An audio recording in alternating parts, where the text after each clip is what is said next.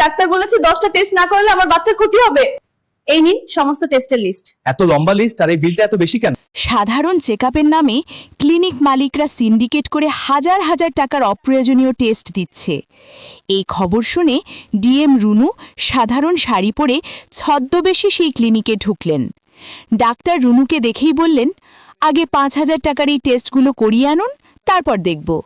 রুনু যখন বললেন টাকা নেই, তখন ডাক্তার তাকে অপমান করে রুম থেকে বের করে দিচ্ছিলেন। ঠিক তখনই রুনু তার ঘোমটা সরালেন এবং নিজের আসল পরিচয় দিয়ে ডাক্তারকে এক জোরালো থাপ্পড়। এক্ষুনি ক্লিনিকের লাইসেন্স বাতিল করো, সাধারণ মানুষকে লুটে খাওয়া বন্ধ করো।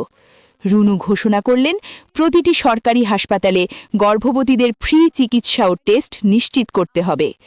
অসাধু ক্লিনিক মালিকদের গালে চড় মেরে ডিএম রুনু ম্যাডাম সাধারণ মানুষের মুখে হাসি ফোটালেন। অন্যায়ের বিরুদ্ধে ডিএম রুনু ম্যাডামের এই বীরত্বের জন্য একটি লাইক ও সাবস্ক্রাইব তো চাই।